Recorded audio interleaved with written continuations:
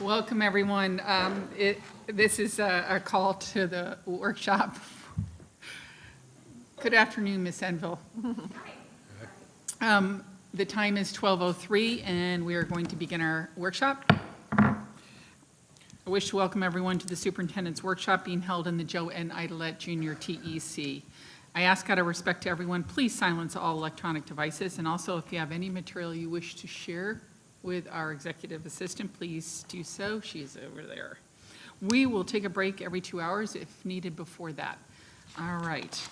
The purpose of this superintendent's workshop is for the superintendent to provide us with information. So I'm going to pass it over to you, Dr. Moore. Thank you, Madam Chair. I would like, after discussing during closed session and then with the chair following, an item entitled North County Charter / Detox Center. And this is an item that I'd like to discuss right now because it's hot and fresh on our minds. As you know, probably 2 or 3 weeks ago, there was an item that was presented to the county commissioners to rezone that specific area, adding a detox center directly neighboring North County Charter. We do not govern North County Charter. I do not operate North County Charter. But in our conversations that I've had individually with each of you, I think there is a strong line of consensus regarding, although it's not a school that we govern, it's not a school that I run, it is in the best interest of children. And at the end of the day, you all were elected by the people of this community to govern, the public school system, by extension, children. And you've empowered me to run the system. The decision was made, it was approved, and I think based on the conversation, and I'd be glad to receive board feedback if this is not the appropriate action to take, that I could, on behalf of myself as well as the board, encourage the county commissioners to reconsider that approved item just based on the number of problems it would cause for that particular school. And at the end of the day, we are all fighting for the right to educate our community's children, and the playing field should be level. It should be fair for everyone. I don't think having a detox center next to a school is something that's easy to market around. I just don't. We have communicated step in step with the charter school, Ann Bieber, and has spoken to the principal a number of times and shared that we stand ready to help when asked. I've had the opportunity to engage with one of their board members saying, put me in, coach, when you need me. But based on your conversations that we've had, I think we all would feel a little bit better if we just took this step, sharing y'all's collective concern and ultimately mine as well. So with that, I'll give it to the chair. If there's any additional conversation, I would craft the letter, show it to you if y'all would want to sign it. I don't see any issues with that. But up to you, Madam Chair. Sure. I sit on zoning planning for the county, and when there's an issue that comes up about like a lack of sidewalks or a new building being considered, I speak up. I don't have a vote, but I do speak up. However, for that particular one, I couldn't attend that meeting. I asked for my second to attend, but however, Dr. Pasca could not attend that meeting. So we didn't have representative at that meeting, unfortunately. That board also can speak up. They can come to any hearing and speak up when they see an item like that. So I want the public to know and charter schools to know that when there's something that is happening around you, and they should have been notified, I would think, because when there's a change of zoning, usually the properties right adjacent across within so many feet are notified that there's going to be a zoning possibility of change. So when that happens, hopefully they can send a representative there to speak on their behalf. It was unfortunate that I wasn't there to be able to speak, or Dr. Pasca, but that's what happened. So I just wanted that to be said. And just in direct, I don't know what the line of communication was. It wasn't to me. It wasn't to the school board. Actually, one of Jaime's staff members found it the night before, brought it to his attention, and you would just assume, as I did, okay, well, I'm sure that board, that staff is aware. I think they found out almost at the exact same time. I can't validate that. Yeah, they should have gotten a letter. I According don't- to the county, that's what they're supposed to do. So if it didn't happen, that would be interesting to find out. I don't know. Yeah, because adjacent properties, especially in this situation, are supposed to be notified that there's a possible zoning change. And if they weren't notified, that is an issue. Yeah. Ms. Rosario? Yeah, so just a little bit of clarification on the notification. Notification is mandated, I believe, I'm going to say 1,500 feet or less, or whatever it is, 1,400 feet. Whatever it is, surrounding areas must be notified within a certain number of feet. This school happens to be just outside of that minimum, just outside of that limitation. So the school is under 1,500 feet door to door, and they missed very little that threshold for official notification. But I do believe, and they did not know about the planning and zoning meeting. They did not know, and I know this from speaking to 2 board members there, they did not know, nor were they advised that this was going to be an item, that they would have to be concerned with. They did not know that even the county commissioners were going to vote on this when they did, for the rezoning. It was only that, I think that morning or the night before, when the board members got a hold of the information and just canceled their board meeting so that they could attend the county commissioners meeting that day. So it's just an unfortunate situation. The lack of communication in this case is just really just wrong all the way around. And from what I understand, and I couldn't make that county commissioners meeting either because I found out last minute too, but from what I understand, the county commissioners there were community members and their board members present at that meeting, but they voted anyway to rezone. I think as we address items, we vote on things all the time, and there are moments where we can even reconsider items that we've voted on, put it back on an agenda, and just reconsider it. Let's have a revote. I think asking Dr. Moore to do this on our behalf as a board collective, speaking the same language, sends a very strong and good message that we are unified. Doesn't matter whether the school falls under our immediate purview or not. Charters are still a public school within our school system, and there is still some level of accountability. We approve their charter. We just want to be able to do what's right by all kids and keep all kids safe. In this particular situation, even though I think that it's very important that communities have detox and rehabilitation centers, I just don't think that this location is the safest location as it stands so close to the particular school and where children use that sidewalk and would have to walk to school and back passing that particular facility. So I think this is a great idea. I fully support it. I hope that board members do too. I'm glad that we are having the public discussion so that there's complete transparency on this issue. I do believe that I want to be kind of nice about, I don't know what level of authority their board and the people at the school may think that they do have.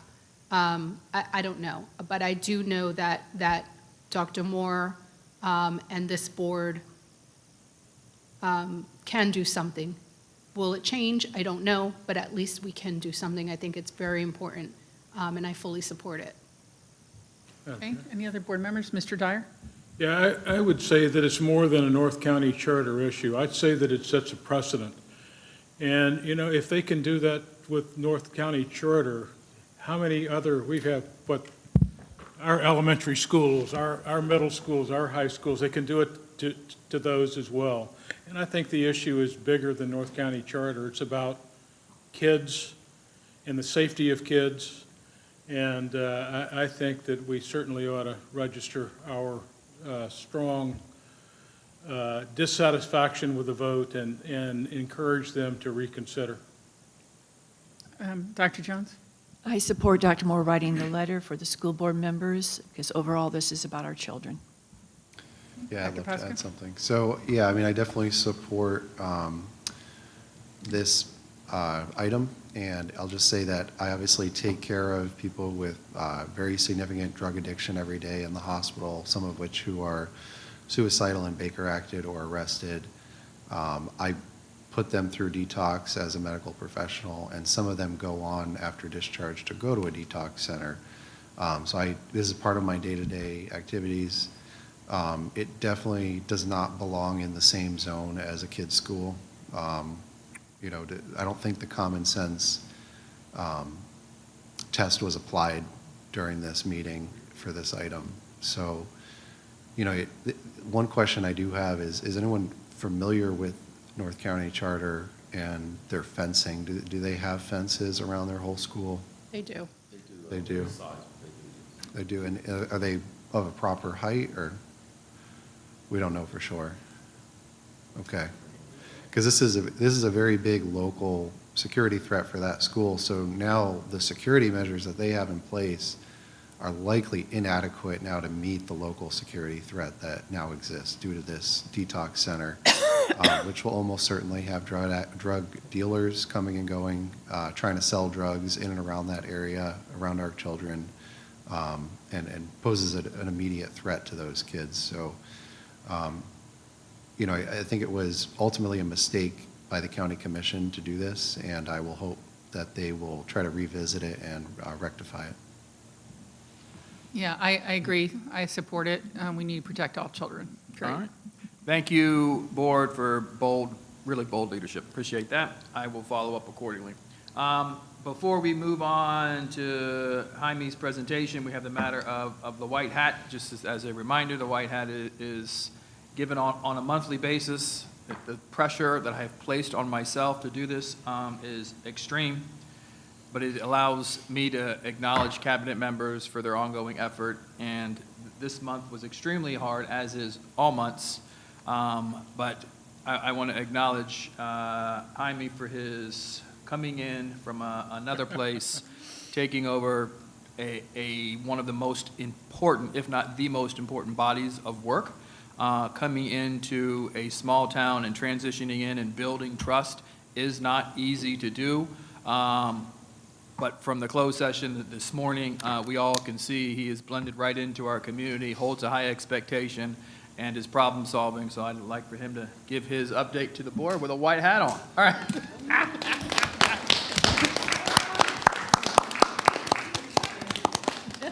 He's never been in a session like that before. Don't know what to say now.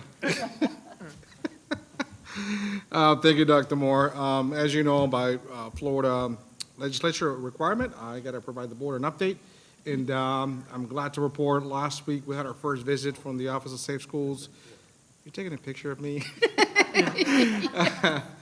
We had an Office of Safe Schools visit, and they visited 2 of our schools, and they were perfect. I'm very pleased to hear regarding all the updates we've implemented in this district. The schools were resilient, and they were able to show that we can do it here. So everybody was 100% compliant, so I'm very happy about that report. That's all I have, Dr. Moore. All right, thank you, sir. Now, items B through D will be presented by Mr. Green. Thank you, Dr. Moore. B, under Florida Statute 1008.22, we have to complete the statewide uniform assessment calendar. Dr. McMahon leads this work. It's 6 sections. There's a glossary of all the different assessments. Section 2 is the purpose and type, whether it's a diagnostic or an evaluative assessment. Section 3 are all the statewide assessments that affect all students. Section 4, statewide assessments that's like VITA that might affect a select group of students. Section 5 are district required assessments. Bruce, sorry, microphone. And section 6 are the estimated times by grade level. Very, very little, almost no changes from last year other than the state-required dyslexia assessment, which is a 1-minute, 3 times a year assessment in our elementary schools. The rest is basically the same. So the assessment calendar will be coming on the October agenda for approval. Any questions? Dr. Jones? Mr. Green, how many do we usually test with the NAEP? I remember the numbers from last time, but it was low. I do not have that number off the top of my Okay. head, but last time it wasn't very, we weren't selected the last time, but the last time we did administer it, it wasn't very many. Okay, thank you. Anyone else?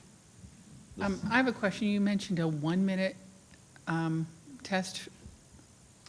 The dyslexia screener, it's through an iReady assessment with the teacher and the student. It's computer, but it's not on your own, like you just go off on iReady. So it is a quick type screener that puts up, as you know, that's a neurobiological issue that it's able to assess through various, So we can determine in 1 minute if a child's dyslexic. Is that what you're saying? it's a 1-minute assessment. I don't know the statistics on the percentage or the accuracy. I wouldn't of think if so. that- Is it like a screener?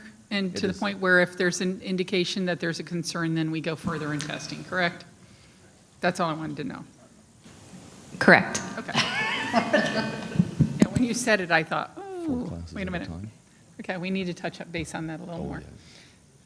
And item C is a roof replacement. As you know, as our building ages, Mr. Westerberger and his team and Mr. Michael, they get up on the roofs and they walk them and they look for bubbling. So we call it the envelope. And the envelope is what protects moisture and things from getting in and damaging the structure. So we have those in our capital 5-year plan. Last year we did a school. This is for IRA to have a complete, that when it gets down degraded so far, it needs to be taken off, the flat roof replaced, the soffits, the eaves, the gutters. So that is a $2.8 million for IRA. There's a $280,000 contingency, which brings the total project to $3 million. That is in the capital 5-year plan. And then, believe it or not, Liberty Magnet is approaching that age of 25 years old. Most of their roofs, as you know, are metal, but the central admin building and the rotunda area have the flat roofs that also have to be replaced. That's a $980,000 project with a $98,000 contingency or $1 million in the capital plan. So those 2 items will be on the next board agenda for approval to Garland Roofing. Anyone? Just one question. Okay. How often do we replace roofs in general? So it could be 20, 25 years, but it really depends on how the weather has aged it or if it becomes an issue of breaking through the membrane. Item D is your surplus item. I will tell you that the final copy had 2 additional refrigerators added from what you have. But I will tell you there's 24 total items. 8 of those, if you remember, we upgraded some food service equipment that we heard about that was aging. So that equipment is now being surplused. There's a 40-year-old refrigerator on there, several 25 to 30-year-old refrigerators, some 10 and 15-year-old technology, a few IT items, and there is a 2018 car on there from IT that is no longer, it's a Toyota Prius. Everything on there has no value at this time. I was going to ask you about what's a Prius doing on our Prius, yeah. That was a pilot way back when I was here before for an electric hybrid type car, and it's gotten its life, but it's got a lot of mileage on it and is just basically unrepairable at the time. To try to buy the inside interior, anything on the dash that goes is super, super expensive. And that is all for my items. Thank you, Dr. Moore. All right, thank you. Oh, question, Mr. Yeah, Mr. Dyer? I did have one going back to your first item on just the testing. I was surprised by the amount of minutes in 5th through 8th grade compared to the other grades. Why is that? So in 5th grade, there is an additional assessment, science. In 8th grade, there's an additional assessment, science. So it's the only unique that sets them aside is they take 6th grade, 7th grade, you don't take the science assessment. You take a comprehensive assessment in 8th grade of all 3 years of science. Same Okay. thing in 5th grade. Okay. It seemed like 30, 40 hours of testing throughout the year, Well, in other words, they don't test science every year. They only test every 3 years. okay? Are they, That may be an issue. well, And just on your question, it was 4 schools with 50 students last time, so, for Nate. Got it. Thank you. All right, all right, thank you. the next item is a follow-up from our last board meeting and my presentation, and I would really like for us not to see this as a presentation, but a discussion. As we move through a very important time, not only in Indian River County, not only in the state, but ultimately in the nation. And I think all of the success that we have had regarding academic outcomes, improvements in the state, moving from 38th to 5th, moving from 46% A schools to 95% A schools, has put us in this position to move innovation forward. So we're not done with what we've been able to accomplish, but we've garnered a level of respect, a level of trust, a solid culture within the organization in order to facilitate how public education needs to change. So it is an exciting conversation. It really, really is an exciting conversation to have. It is taking on a significant amount of work, but it's the work that we absolutely must do. So just to kind of go a little bit backwards regarding where our reality is, these are things that we've done historically. And if you do what you've always done, you get what you've always got. That's no longer the reality, because if we continue to do what we've always done, whether it's the staff allocation model, the spring budget conferences, master schedule reviews, the protocol process to receive additional allocations, the district budget cuts, the annual reorganizations, that has allowed us to continue to shrink the system to balance the budget in order to hold true to our end fund balance. Those measures based on enrollment will not continue to allow us to have that same kind of outcome. So we got to continue to evaluate what we're doing in the years out. So when you look at what we've done, drastically reduce executive leadership team, consolidate responsibilities of district leaders, we shrink the system and individuals that remain get more work, reduce the number of assistant principals by 5. So we reduced 5 assistant principals in our secondary schools this year. We only lost 400 kids, like 430 around. That didn't generate the reduction of 5 assistant principals, but as we built capacity in the allocation of time and knowing where we're going, that was the decision ultimately that I recommended. The allocation of teachers, as you know, we've done very, very hard work each year to create a prediction model to fund teachers based on enrollment that we're going to have in October. So October is when we have to get it right, but students show up 2 months before. So it is trying to figure out in a new reality with scholarships that are available, what is our enrollment going to be? We celebrated, we are one of few districts that actually had a projection that was under. We projected we would have less students. We actually had more students. Great problem to have in terms of going back and balancing and leveling classes, but we were not in the predicament that so many districts were in, like, okay, we got to balance this year's budget. It's October. We've got to reduce. We've got to reconsolidate. We've got to shift things around. We've got to freeze this account or that account. That's not the reality that we're in right now. But we need to go through a deeper analysis of district operations and facility use. And I've challenged ourselves to engage in a conversation that isn't just right-size it 1 year in a row, really look, really listen, really understand the choices and options that should be available. We need to create some things that don't yet exist in order to have a broad level of services to meet our community's needs as it relates to educating their children. So I'm going to set some things up. Our district as a whole is at 72% capacity. When you looked at all of the seats that we have available, you want to hover around 90, 95%. So even going back 5, 6, 7 years, we were never at that 90, 95%. Our traditional elementary schools, that's not our K-8s, that's not our magnets, the traditional neighborhood elementary schools sit at 65%. Our traditional middle schools sit at 57% right now today. But we all know next year our K-8s are adding 7th, and the year after that they're adding 8th. So that 57, if we did nothing in 2 years, would be mid-40s, low 40s. So there's something that we need to do there. Now, when you look at our K-8 and our magnet schools, there is a high need. And we did that research, and we came to the board, and we all said, yes, K-8s is something that our community wants. We added 4 of them. We were aggressive and drastic in doing that. But the space and the desire continues to grow. And you've looked at our traditional middle schools. We turn away about 90 students every year, meaning 90 students apply their first choice to go into one of our traditional magnets. We don't have enough seats for them currently. And of those 90, about 30 to 35 of them end up never coming to us.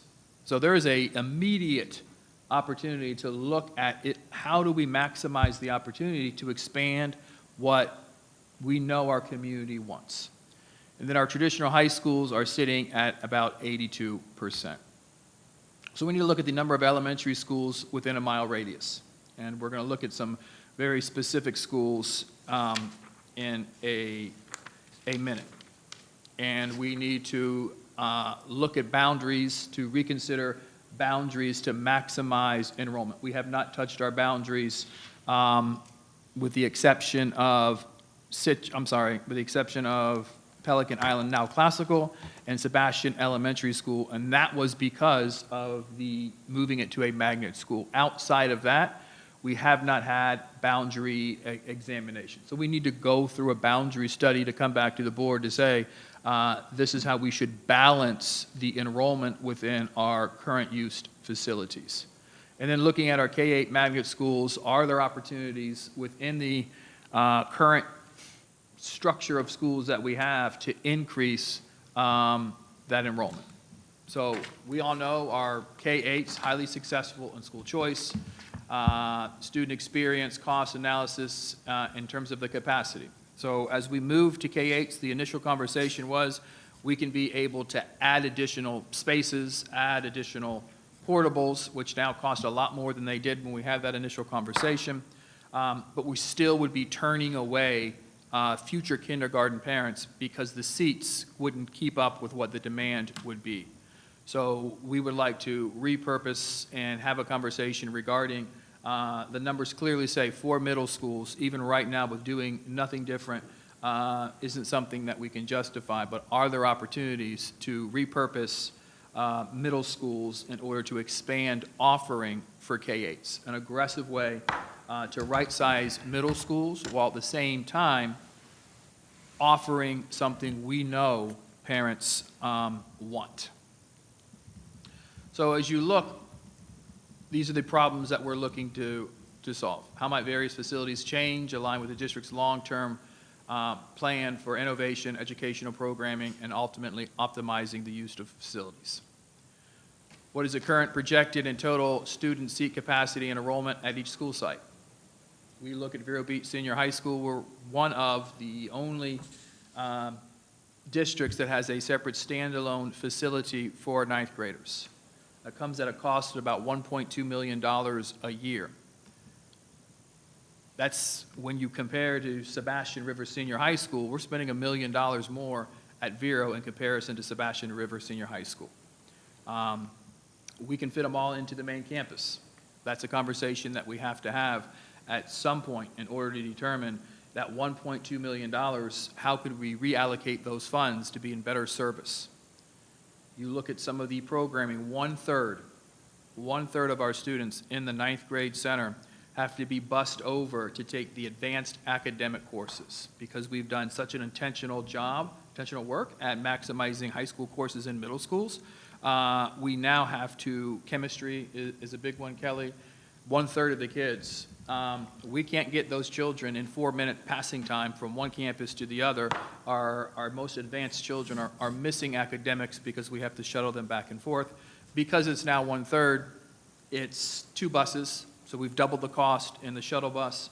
When you look at some of the vocational programming, we do an outstanding job of making sure our kids are exposed to the vocational programming, but On the flip side, we do a significant disservice because they can't start until they get into the 10th grade, where it's a 4-year course program. You take the 4 sequenced courses over the course of your time in high school. You become a program completer. A lot of our students have to start or double up in 11th or 12th grade. So there is an opportunity to say, let's look at, are we getting the best bang out of the use of those particular facilities? Going back and looking at the facilities as a whole, the investment in maintaining campuses, and we do outstanding work. You look at the current Rosewood right now, you would never know. It is our oldest building, our second oldest building that we have, and the investment to maintain it with the outdated ACs specifically comes at an extended cost. Is there a better use for that facility if we change or if we shift? And then engaging with stakeholders. So we're posing questions and barriers and obstacles right now.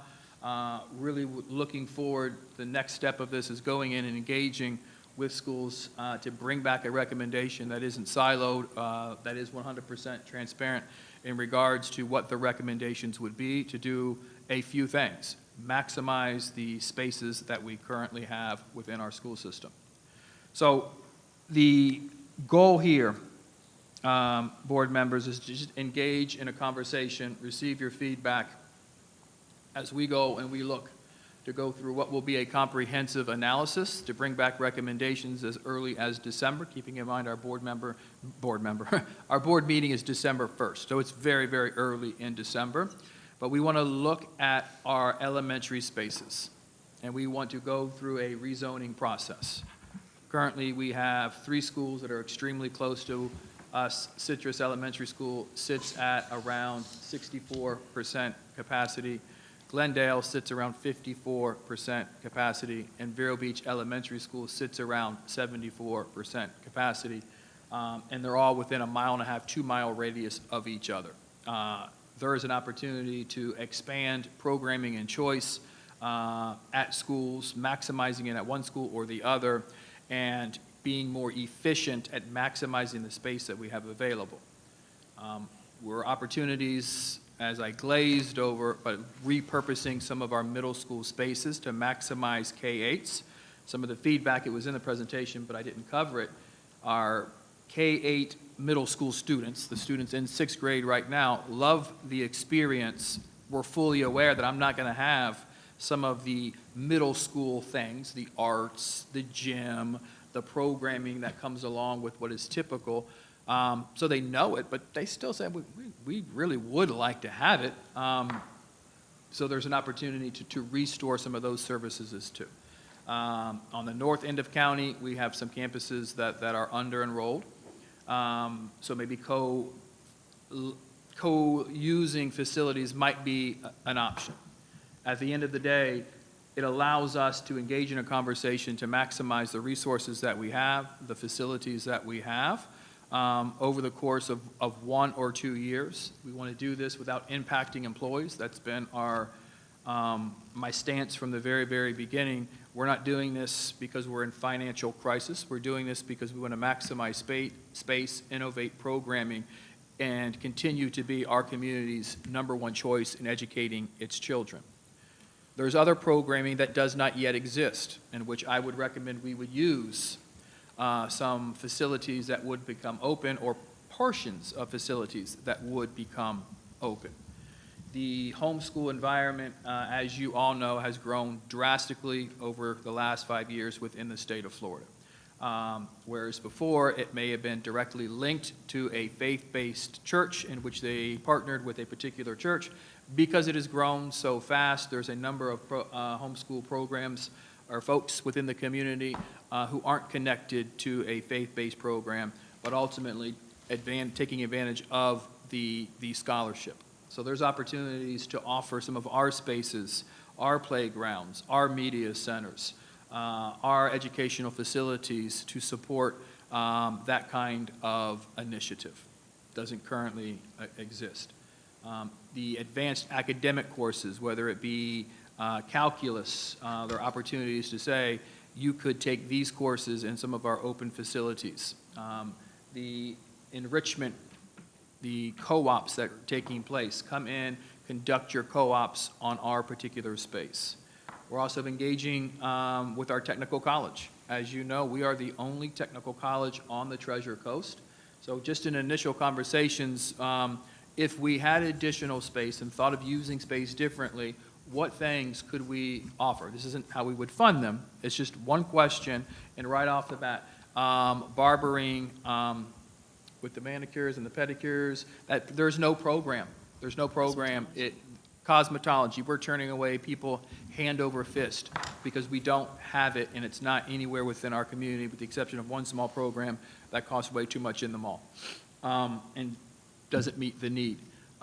Expanding welding. We have a great welding program, but the opportunity to expand welding would be a possibility. Some of the mechanics around aircraft, it would be something that we could explore. So it's just not filling the space to fill the space. It's looking at doing an evaluation of how do we use the space to be first and foremost acting in the best interest of our community. So as we have been engaging or getting ready to, really dig into this work and then come back to the board with recommendations on how we use our space, in comes Schools of Hope, as I emailed the board. Last, I think it was Wednesday or Thursday, we prematurely received a letter regarding a request for information from Pelican Island K-8, which has been transitioned to a K-8 to maximize the space and enrollment there, to co-occupy that space. So I'm going to ask our attorney just to give a little explanation as to what Schools of Hope is, where the legislation is, because this is also something we're going to have to consider as we engage in this process. Thank you, Dr. Moore. Madam Chair. So it was a little closer. We did receive the letter from Mater Academy. It is a building notice, and a building notice is something that could be submitted prior to the submission of a notice of intent. And I'm going to go through a little bit of that. I'm going to try to give you the quickest primer I can. Basically, under Florida law, Schools of Hope are a specialized category of charter schools designed to serve students in areas with persistently low-performing public schools, aiming to provide high-quality education options in those areas. The statutory framework is mostly found in Section 1002.333 of the Florida statutes, with additional implementation guidance from the Florida Administrative Code. So I know you're thinking, we don't have low-performing public schools, right? But there's a couple of things that come into play with the Section 1002.333. They have a definition of persistently low-performing schools, which is basically a school that's earned 3 grades lower than a C in the last 3 of the previous 5 years and has not earned a B or higher in most recent 2 years, was closed under a turnaround plan with 2 years of notice of intent, and is the bottom 10% in student performance in certain grades. As you go through that in your mind, a HOPE operator is defined as a nonprofit with tax-exempt status under Section 501c3 that operates at least 3 charter schools, has a record of serving low-income students, and meets academic and financial performance criteria set by the State Board of Education. Moving into the School of Hope, the addition to the rule, I believe, Dr. Moore, did you give them copies of the new rule? Okay. The new rule actually adds in, it used to be serve students from persistently low-performing schools. Now it adds in, or those in a Florida Opportunity Zone, or within a 5-mile radius of such school, whichever is greater. A School of Hope may be located outside of a Florida Opportunity Zone or persistently low-performing school attendance zone if the school district does not have underused, vacant, or surplus property available for the HOPE operator to use within a Florida Opportunity Zone or persistently low-performing school attendance zone. It has to be located within near those zones, and it has to be Title I eligible. Now you're wondering what a Florida Opportunity Zone is. I'm sure that was my next question that I was going to get. It is defined as a population census tract that has been designated by the United States Department of the Treasury as a qualified opportunity zone pursuant to Section 1400Z-1B1B of the Internal Revenue Code. So you're thinking, what is that? What does that mean for us? Basically, Schools of Hope may use underused, vacant, or surplus district facilities at no cost. They're exempt from local building fees, impact fees, and certain permitting requirements. They must comply with the Florida Building Code, but not necessarily with SREF, unless it's agreed upon. We would be required to, there's a rule, 6A, I know you probably don't want this, but it's a 6A 1.0998271 of the Florida Administrative Code. And it basically requires us to enter into some sort of agreement with them that would govern all of these responsibilities. There are, on the website, there's a whole, Florida Department of Education has a whole entire website devoted to Schools of Hope, and you can go ahead and Google that. I can send you the link if you want it. It says that they've already, the Schools of Hope operator, they have to be designated under 1002.333. And the website says there's 6, but there actually is a list of 7. But they include Mater Academy, RCMA, Democracy Prep Public Schools, IDEA Public Schools, Success Academy, Renaissance Warrington Preparatory Academy, and KIPP New Jersey. It's interesting all around, but I will tell you that without disclosing my personal assessment of the current building notice, the main thing right now is it is untimely because they do not, the rule has not gone into effect, and so they need to send us this November 11th, I believe is the date. And interestingly, we've only received it from one of the Hope operators. We have not received it for any of the, what the Florida website says, 5 others, but there really are 6 others. So it may be that we received more. We are not the only district that received these, and we have just one school identified. Many districts have, there's hundreds of schools that have been notified throughout the entire state, so far that I'm aware of anyway. Knowing that Schools of Hope was coming and this letter came prematurely, it still came. My recommendation is we move forward, because at the end of the day, our space is something that is a opportunity for us to maximize, to provide services for our community. So I'll stop right there and answer any questions you all may have. Ms. Rosario?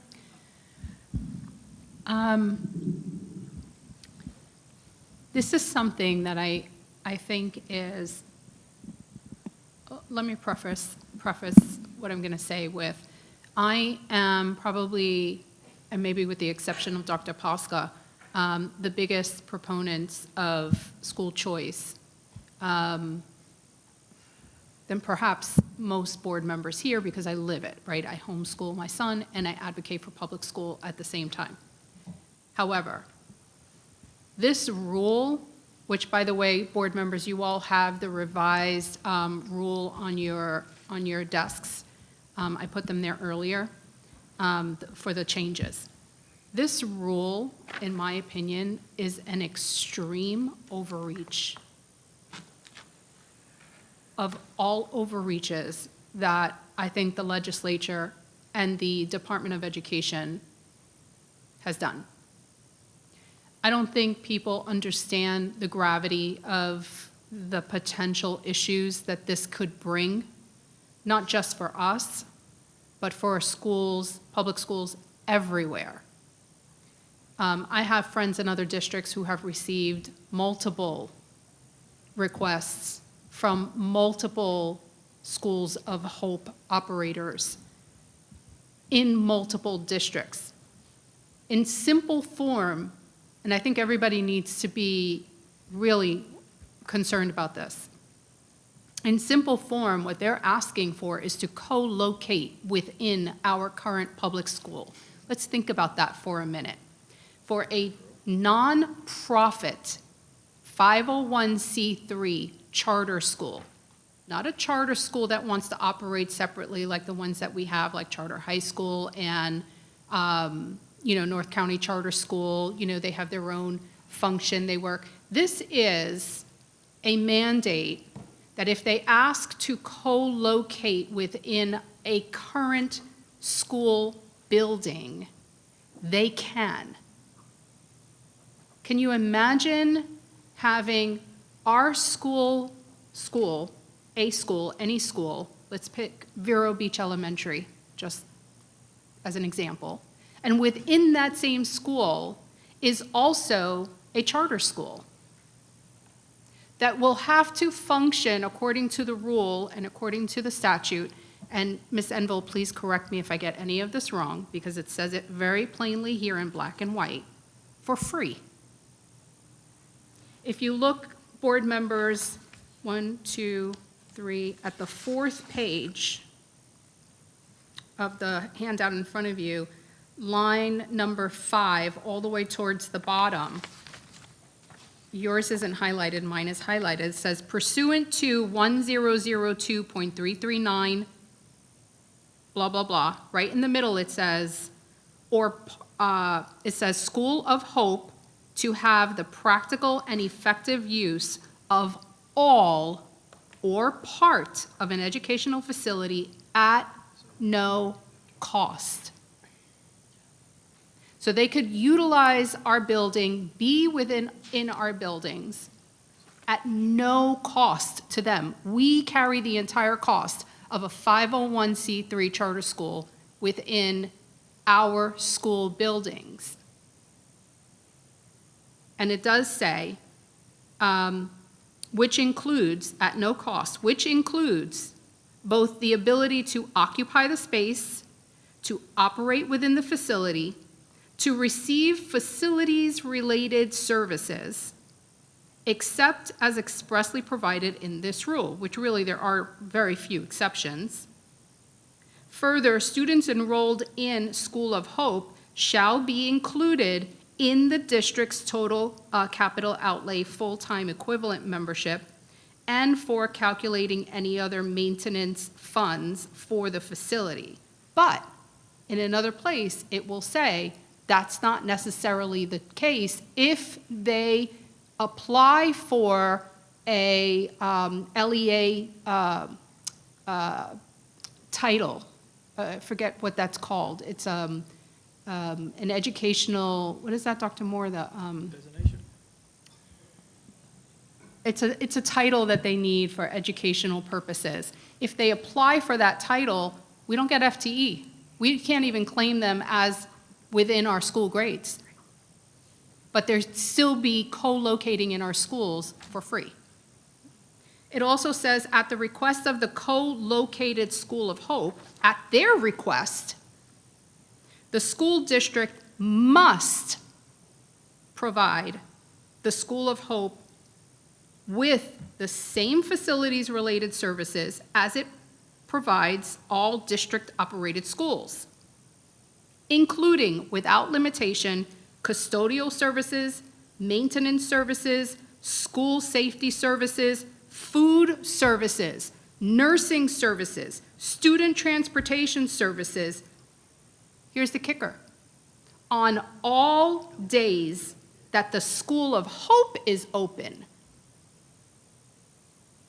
not on all days that we are open, that our schools are open. So if they decide they want to open on a Saturday, guess what? We have to cover all of this because it says must. Like, I am so mad about this. And I think every board member in every district across the state needs to speak up. I think everybody should be knocking down doors and should be speaking in the two faces of people who have put, I don't even know where this came from. Now, I knew it was out there, but the changes, we're talking about the changes, the recent changes, thank you, Ms. Enville. The recent changes are what has everyone worried.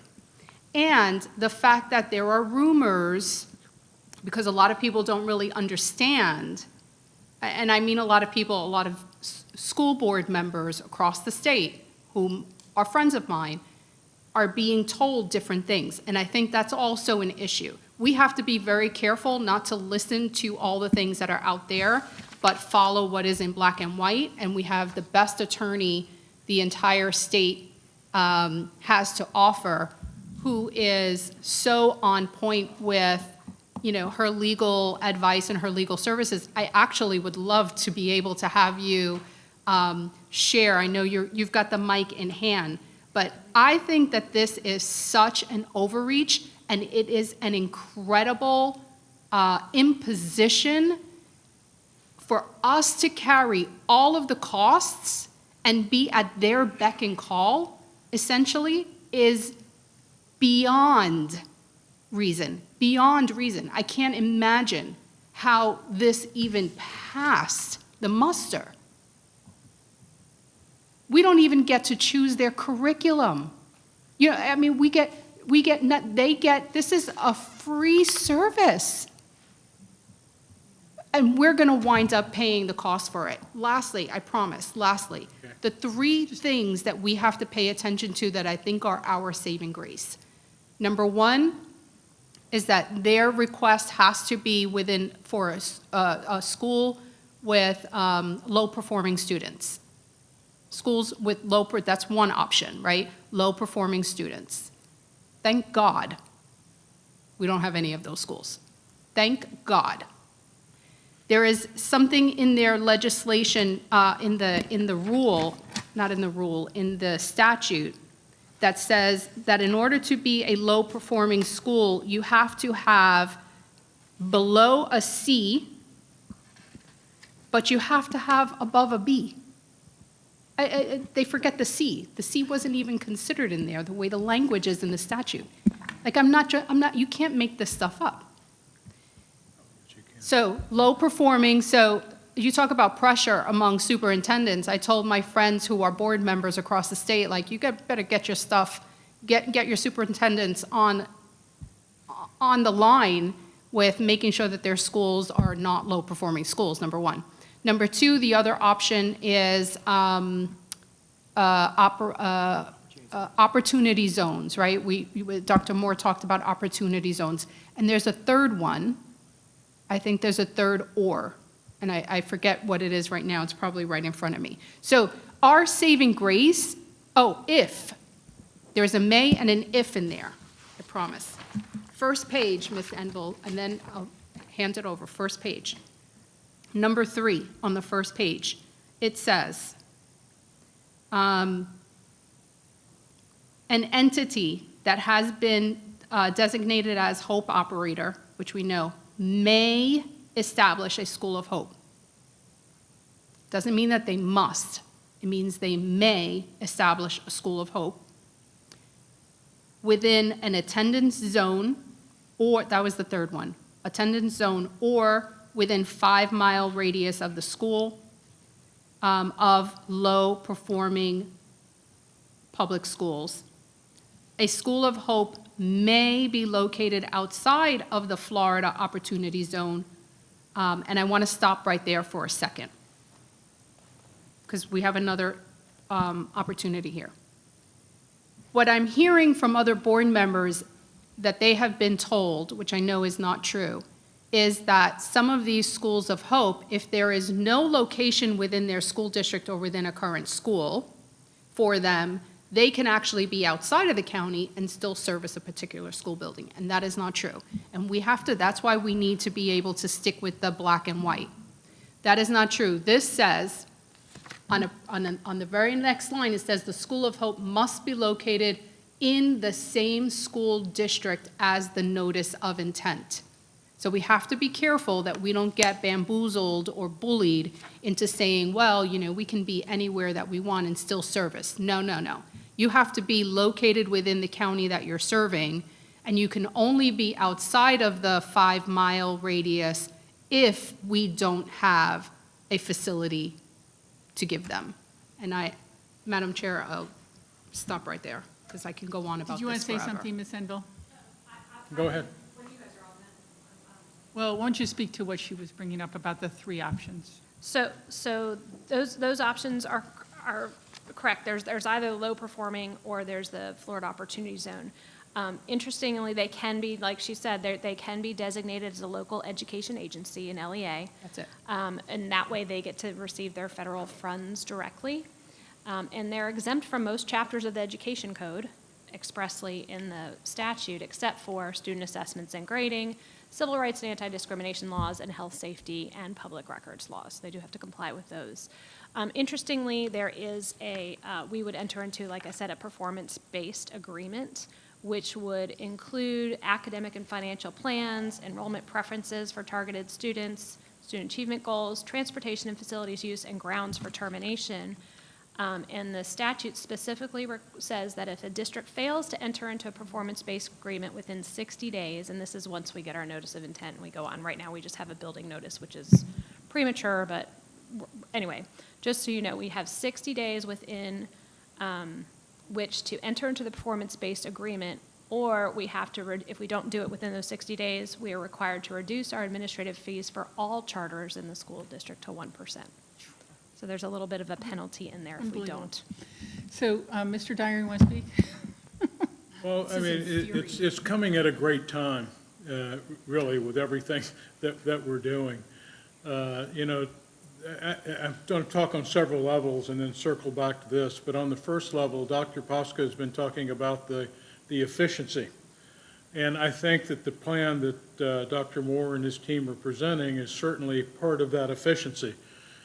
When you've got one of four, you get 72% capacity, and basically says one of four of your facilities, or certainly capacity of those facilities, is not necessary. It certainly tells you that we have costs that we need to do something about. So from the efficiency point of view, I've always agreed with you.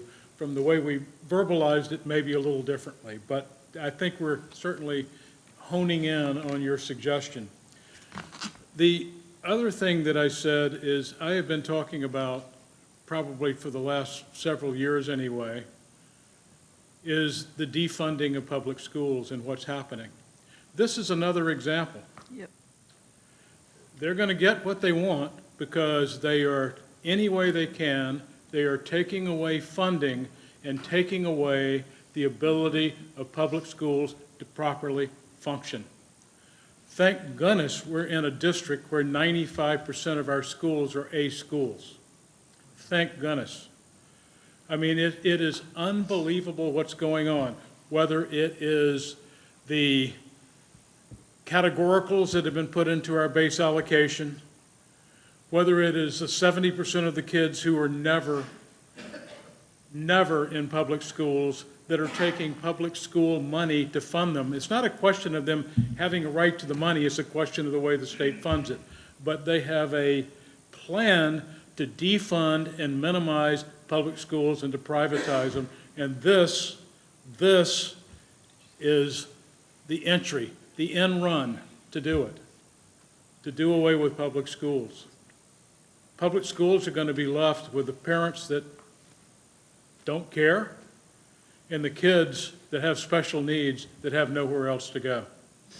Is that really what we want, to take a high-performing A school district that gives opportunity, vision, and a chance for all kids in the community to be successful, and to take it down to where we have now schools with no accountability? That was the other thing that you had in there, no accountability. We have no accountability for homeschooling. We have no accountability for private schooling, and now we're going to have no accountability for a charter school, which, by the way, the charter schools that we have in the county now are accountable to state tests. We're going to dumb down the entire education in the state of Florida at this rate. We're going to do it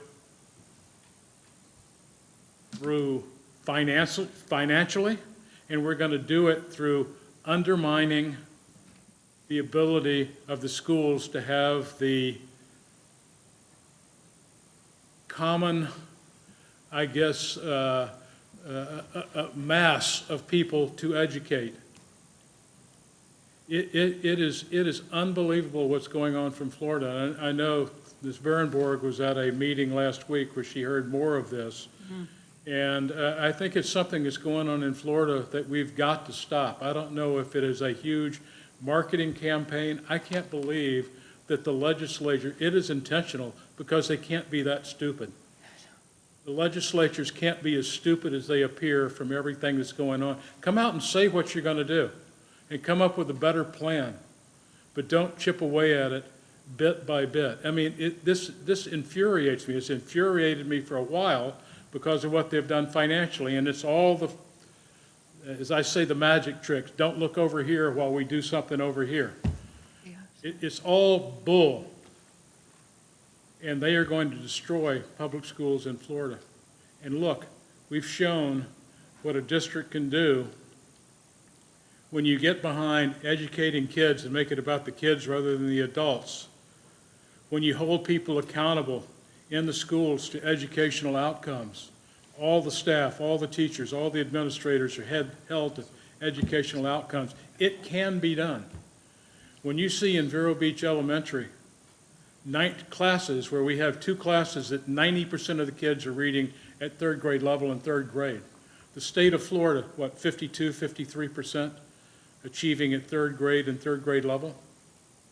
Is that where we want to go as a county, as a community? That's where we're heading, unless we can do something about it. I mean, I don't know what else we can do other than outcome and really getting mad at everybody who represents us.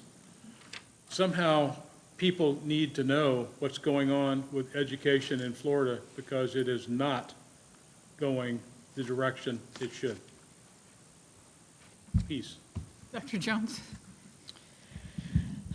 Thank you. I'm going to begin my little talk with, I've been in this 50 years. And as a public school advocate, you know, when I read that letter that Dr. Moore sent to us from Matter Academy, I'm thinking to myself, what else can we do? We're an A school district 3 years in a row, went from 38th to 5th. The accountability, if someone would just look at our testing schedule, look how accountable we are. But that's just one of the 100 things that we are accountable for. I agree with Mr. Dyer. You know, we have been fighting the fight, and we're in a good arena because of our superintendent, our teachers, and our district staff, because people here care about kids. I veered from my last discussion topic at the last meeting because after what Dr. Moore said, I know what's coming. We all know what's coming.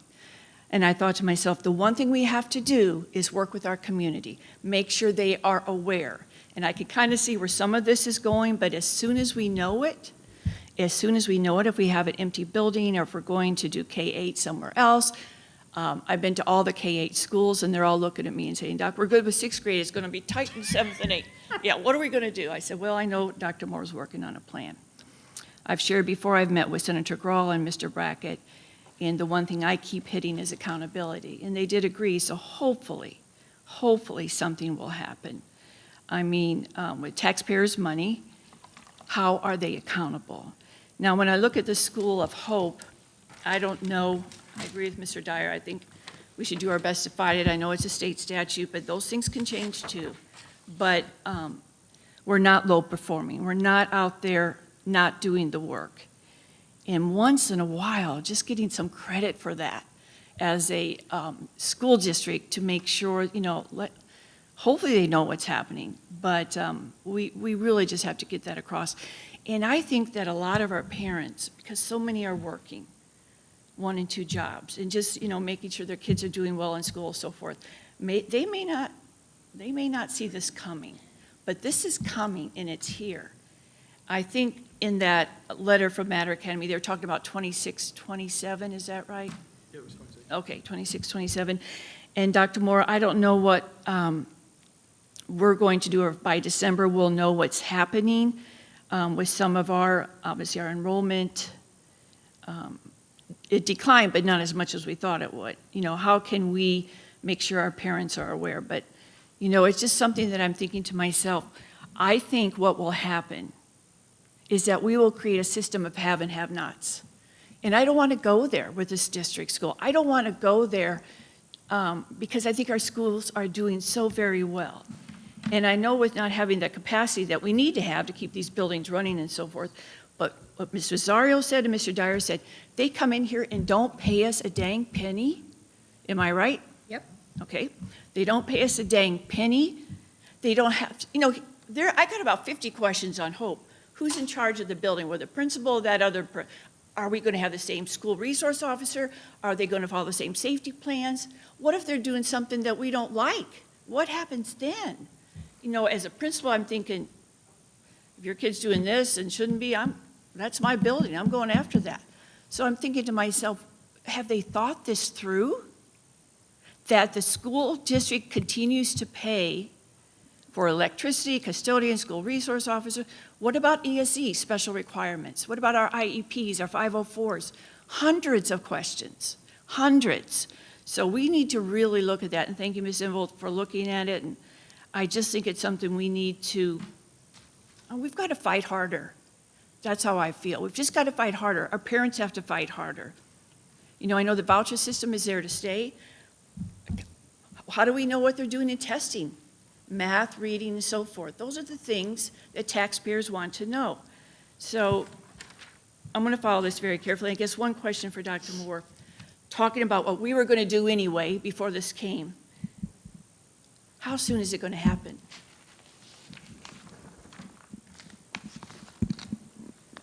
It's on. I think the train's left the station to be, and Okay. it's chugging right ass. I think it's November 11th, Amy, is when these letters will come out. I think it's, you know, it's interesting to me, like, my whole work is transformation. That's the work Right. that got me the opportunity to be here.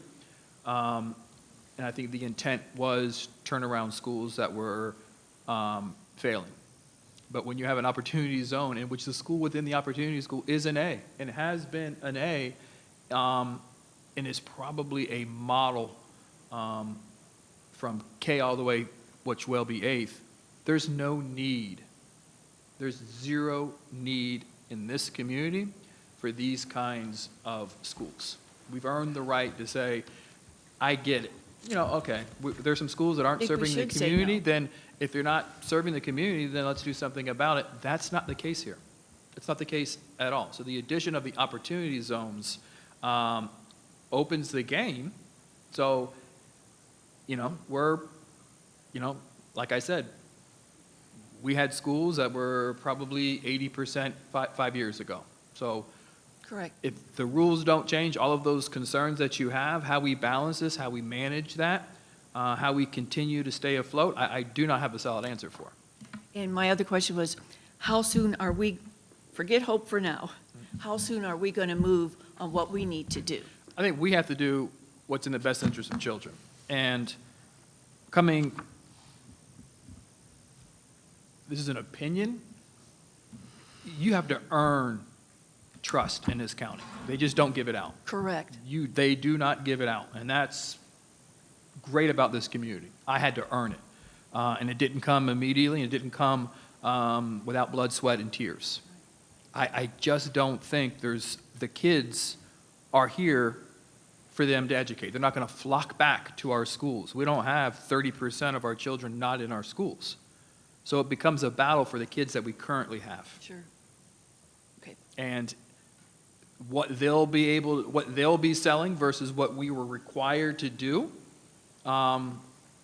makes it extremely hard. And as Ms. Rosario pointed out, they wouldn't even be part of our accountability. So I'm going to go after the good kids. Some of our high-performing kids may go to a different accountability system or not count towards our district grade. There's just too many balls in the air. So, but in terms of what we need to do, we make a recommendation to maximize the space that we have been given to provide comprehensive services from college all the way down. And that's what I want to come back with, is saying, okay, great, Schools of Hope, but this is how we're using every single piece of our facilities. And the fact that we started this work before this happened was an acknowledgement. We can't have empty space. We got to fill it up. Yep. And because y'all, I just said y'all, made the move to Pelican Island, there's no way they can go to Pelican Island because it's adding 7th grade and adding 8th grade next year. It will be a small K-8. It always will be. And then we have to go back and play this game. And I'll be very honest with you, we're on the wrong side of legality of what we can do. But this team moves fast, is aggressive, and is willing to be extremely creative and transparent on how we want to use this space to serve the community that we have. It's not a fight. There's not a game. Like, it's not us versus charter. I mean, what board? I don't know. No, it's What not. board basically says we're going to stick up for a charter school, even though they really didn't ask us to, but we don't think it's in the best interest of children. What y'all just did, that's not normal. That's not, it's always charter versus public. That's not this community. And I'm cool with it because we have good charter schools. So there's a lot of moving parts. Okay, one last thing. If a school is going to close or we're going to combine some schools, just so our parents and families know as soon as possible. And part of this work is for me to have face-to-face conversations. Hey, what Schools of Hope is, what the realities would be. I've done closures way too many times in Miami. They're fluctuating. There's like waves of closures. That's not the intent of this conversation. The intent is to expand offerings, build innovative programming, while at the same time protect our people over the course of the next 2 years so we could take care of our own and also take care of our children. Thank you. Dr. Pasco? So I think this is a very good, high-value conversation we're having. And I'll start with the initial discussion, not the School of Hope discussion.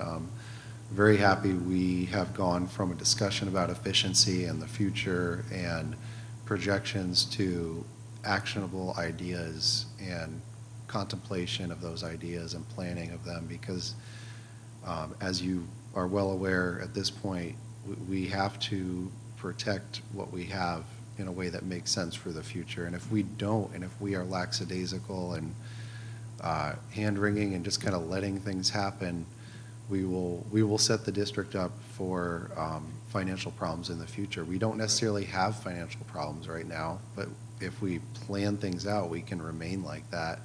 We can continue offering a myriad of programs that are not offered in other places at a high level that other counties don't have. And the hope is that we will continue to do all that stuff even better. So I really appreciate that we are going through and trying to find ways to cut costs and save money for the future. I think that has been paramount, and it's definitely the right time to really kind of create an action plan over the next few months and talk to stakeholders, do needs assessments, do all these things that I know you're starting to look at, and come up with an actionable plan that protects our finances for the future and allows for high-quality education, allows for growth, allows for innovation. So I'm happy we're doing that. In regards to Schools of Hope, I mean, I object to the letter of an intent to build a School of Hope in our county. I think that based on the legislation, I don't think that you can build a School of Hope here. In my opinion, I just don't think that it would be successful. And I mean, Mrs. Enville, do you think that there is a high probability that a School of Hope could be built in this county?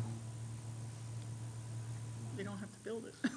Right. We- No, we but that's have- the terminology. Right, That's the right. So terminology. they would ask to I mean, essentially, think I it think could for us there to meet co-locate.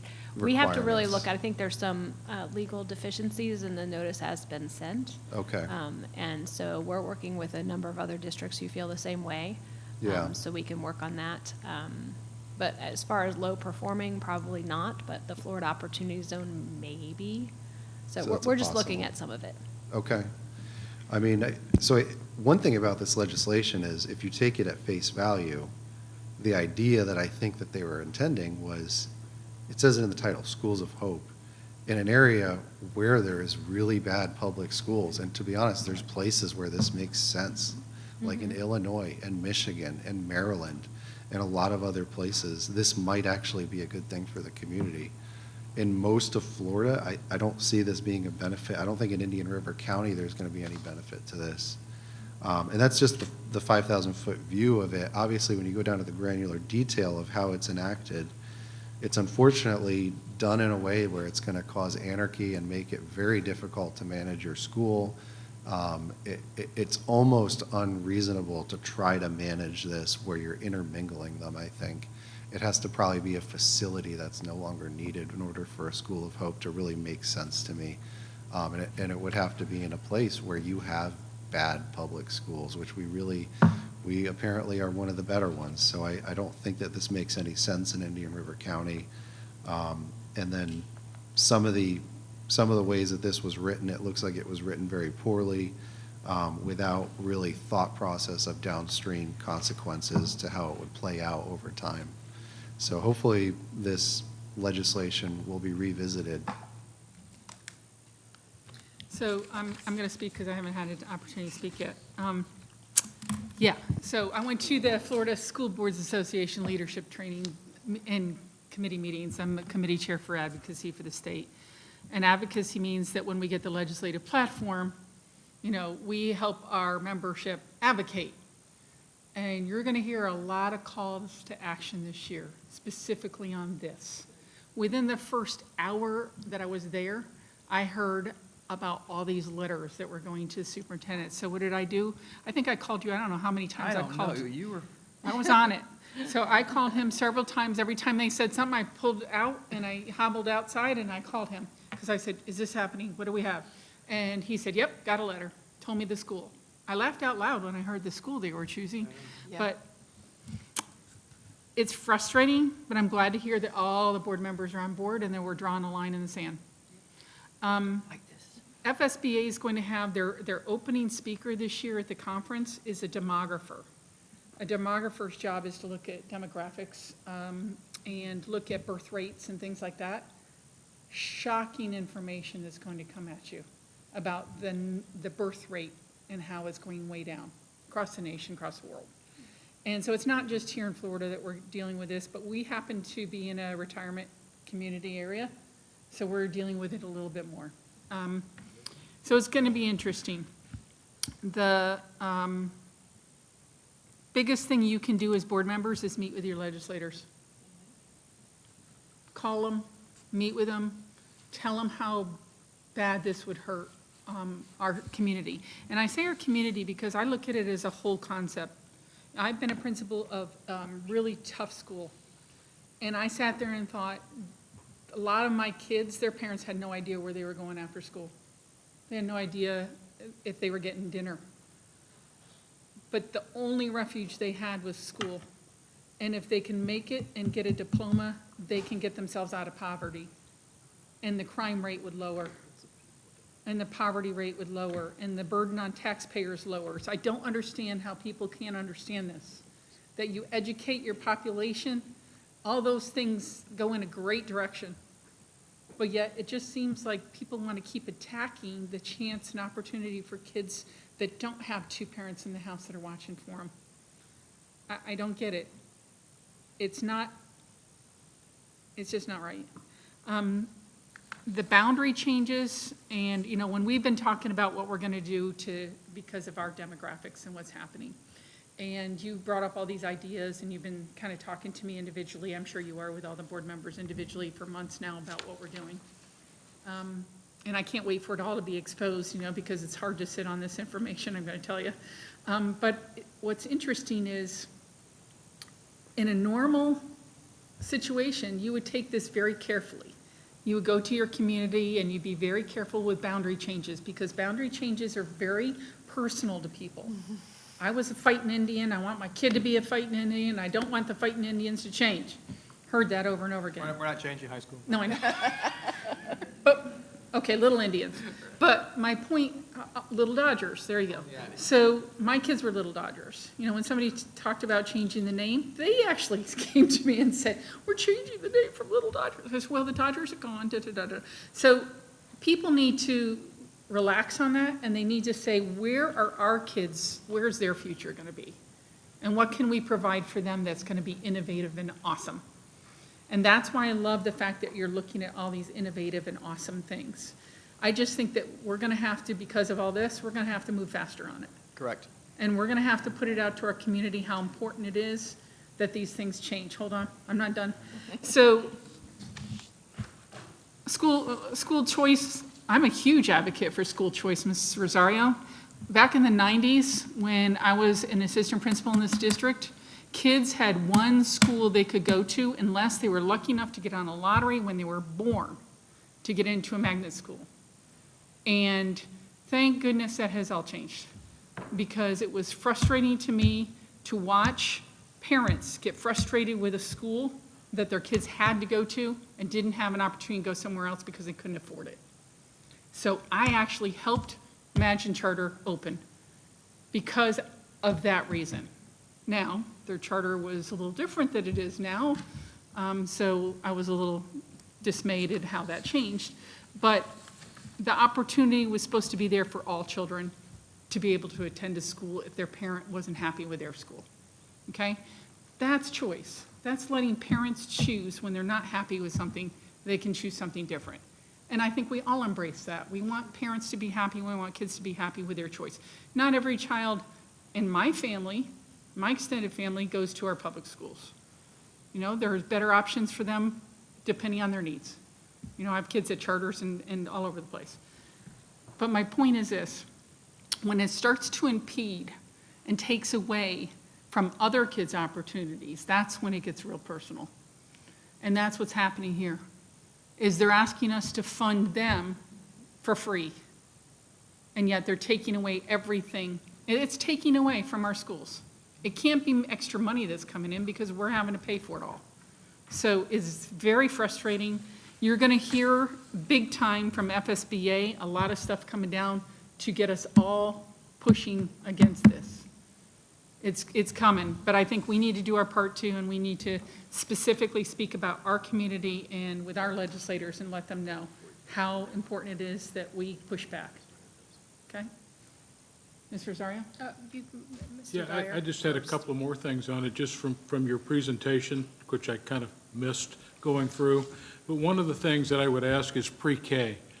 I didn't see anything on there in pre-K. I mean, isn't that an entry point, and isn't that something that we should be looking a little bit more strongly on? And then secondly, I heard that we're going to take a look at the elementary school boundaries in December. It seems that we need to look at the whole Magilla in December, not just elementary schools. I mean, I think that with what we're basically a little bit under siege with these letters, and we need to really figure out what we want to do. So I don't know why I didn't mention pre-K, just to respond. We have to get in the pre-K game, Right. whether it's half-day. We've had a number of meetings just to discuss that. That could be use of some of these facilities, north, central, south.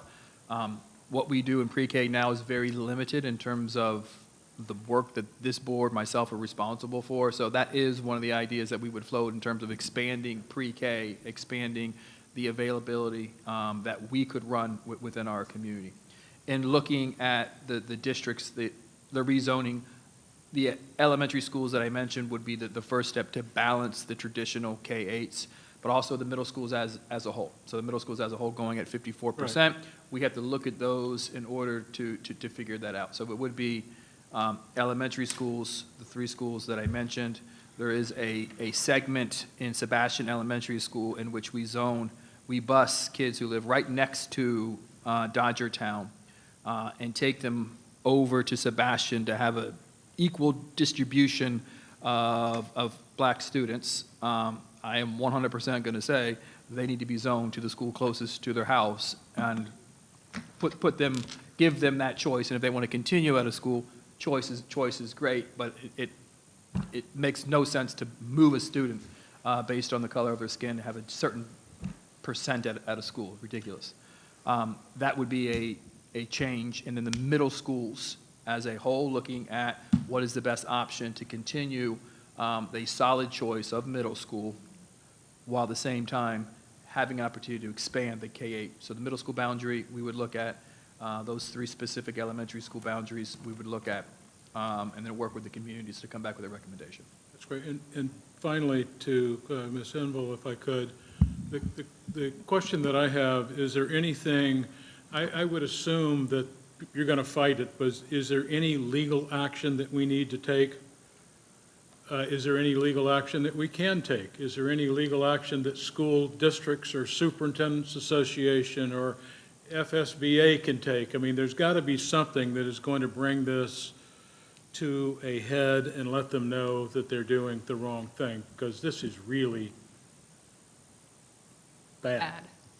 Do you want to bring it up? I can just say, we have to Okay. presume that the law is valid as written. You have what? We have to presume the law is valid as written, and we do not have standing to challenge the rule. So it goes back to, I'm sure Chair Berenborg is going to jump in there a little bit too. Well, there always is a challenge when somebody brings up a lawsuit, and it's going to cost money whichever district does it. Or you can say no. You can say no too, and let it go And then from they there. can sue. And then there you go. We're in We're trouble. There you go. testing the law. And Sometimes that's you how just gotta laws say get no. tested. Yeah. Yeah, unfortunately. You mentioned VPK. That is definitely a huge discussion item that's going to be on the platform for FSBA, is expanding VPK options and opportunities, for sure. Mr. Rosario?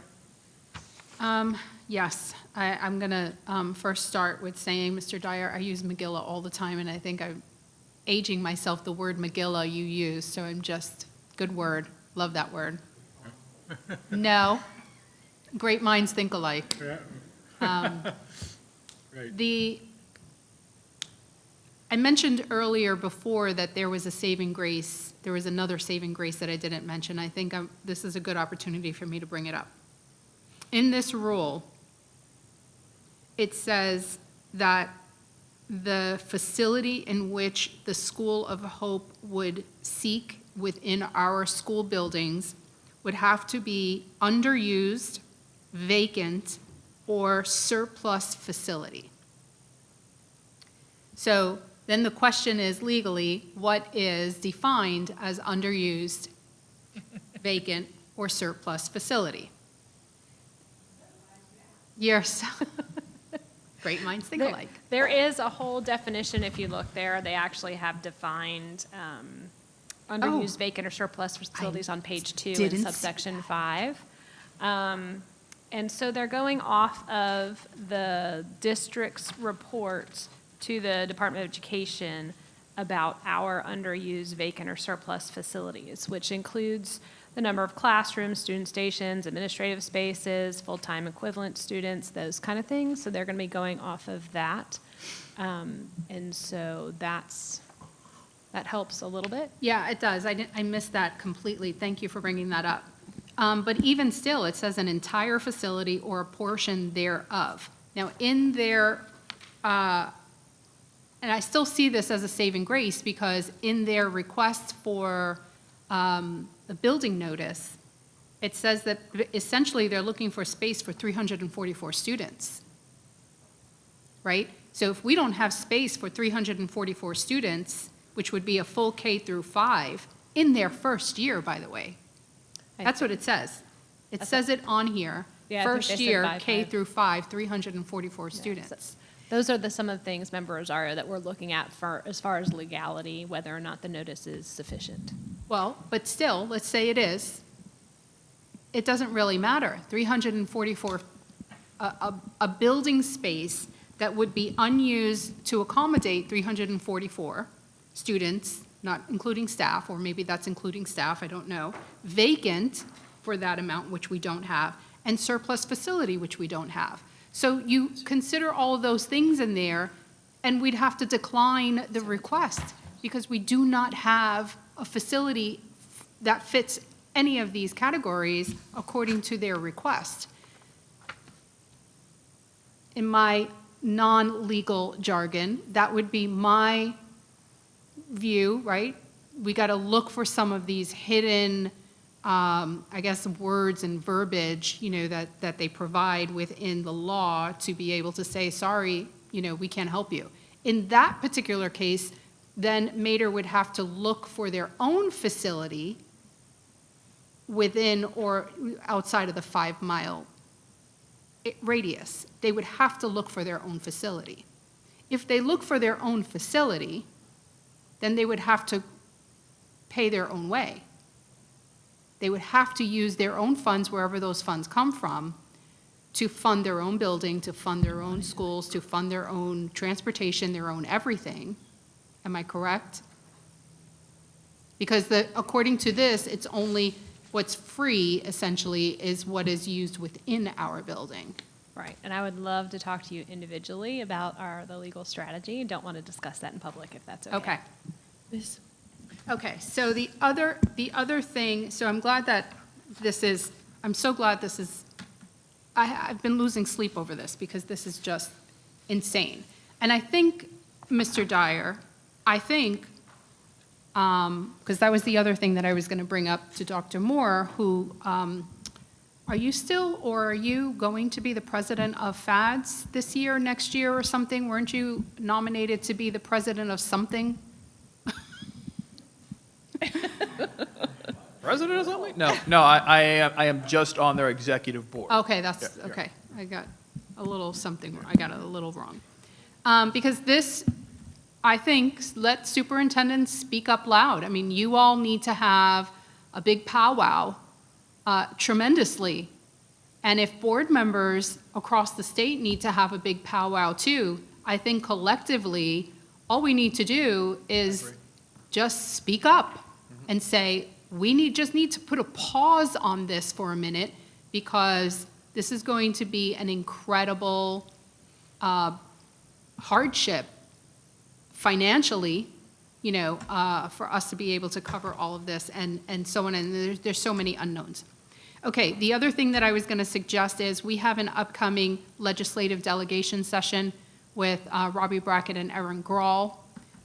Even though this is not one of our legislative priorities, I would say that this is a great opportunity for us to be able to mention this publicly. Yeah, I agree. Make a big stink about it. Do whatever we need to do to make sure that they understand that this, I mean, if we've got to throw it on our legislative priority platform, board members, I would be happy to support an amendment. I think we should. I think it should be the first thing we talk about. Right. As soon as possible. I mean, it's coming up. We're not going to have a board meeting by then, but honestly, I would be happy to have a special meeting just to update, do an addendum.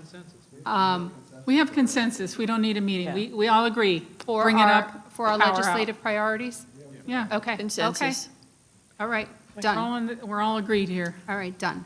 So then the other thing is, going to bring it back to, Mr. Dyer mentioned something about homeschooling. I take offense to homeschooling. Homeschooling works. I'm totally okay with charter schools and homeschool. I'm okay with school choice. I'm okay with the competition, healthy, good competition. What I'm not okay with is a complete and utter takeover. That's what this seems like. That's what it appears, and that's what it is. It's you must do this and you must fund this other program in this way, even though they are going to receive federal funding. Like, it's ridiculous. It is a total takeover, and that's what I do not agree with. I think a lot of this, Mr. Dyer, has happened in very short, quick form as a result of all of the things that occurred during and after COVID, right? All the parents saw the things that the students were learning across the nation. Things like CRT, things like all of these other social political items are reasons why parents said, I'm not leaving my kid in public schools.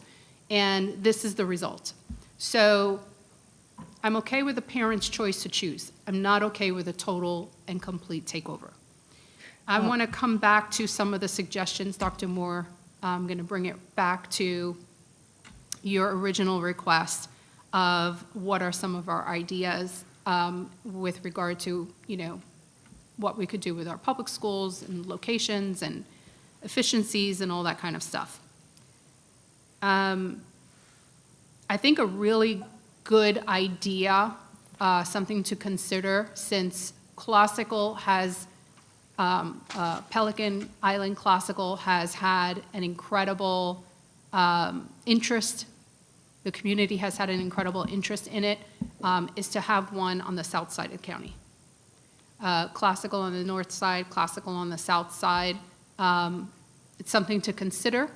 It is certainly an interest in our county. Obviously, every county is going to be different, but I think in this county, it has proven to be a want. So that might be a suggestion. Another suggestion, and then of course, if you go further south, you might be able to pull from that border, St. Lucie County border, where Indian River Academy is. Forget what the name of that going into Fort Pierce. There's a Lakewood Park. We might be able to pull from Lakewood Park, if they want to come into Indian River, we can. We can certainly do that. The other thing with regard to Treasure Coast Technical College, and this is a good thing, I will say, I'll share an anecdote. A current Vero Beach High School student went to the open house at Vero Beach High School, and sweet girl, super sweet, and she didn't know at all that Treasure Coast Technical College was even here in our neighborhood, and part of the school district. And it turns out that she is very interested in the culinary program there. So, of course, I spoke to her and her mom. I'm like, sure, go on a tour, blah, blah, blah. They went on a tour, loved it. So now her daughter is very, very excited about joining TCTC and the culinary program next year. So I say that because I would really love it if we can have more exposure for our students, our current students who have been here 4 years, and she had no idea Treasure Coast Technical College was in our backyard. I think it is a hidden gem, and I don't know if we're doing enough. I know we're not doing enough to bolster, to share these opportunities with students. That said, I love the idea of cosmetology. Just keep in mind that we do have a beauty school a huge beauty school located right next to Five Guys community, where Publix is, 12th Street and US 1. The competition is good. There is a beauty school that is right there. So I don't know, I don't know where they come from or what. I just know that there is a beauty school there. So that's something to keep in mind when you do your research. The other thing that I think is a big plus, which a lot of people love and is never goes old, I don't even know how and why we got rid of it, is construction. Construction is always huge. No matter where you go, construction will be needed. Traditional, old school construction, obviously planning, building, all that stuff, woodwork, all those things, everything that comes with construction could certainly be something to look into with regard to vocational and technical training and education. Love pre-K. I think pre-K is a very, very big idea, a big thing. For pre-K though, I mean, if we're going to have like one pre-K facility, I don't know what the plan is moving forward, but I would suggest that be as centrally located as possible, because parents with little ones don't want to travel across, the county if they're working. You want to make it at least centrally located for them, so it's not such a travel hardship. And lastly, there was a comment, Dr. Moore, about some conversations that you're having with individual board members moving forward on all of these plans. And I hope that these conversations will be had in the public, transparently, before any decisions are made, because obviously that's the way it should be. We don't want to move forward with any plans without having the due process of that happening first. And that's all that I have on my list here. All right, so I got a lot of work to do.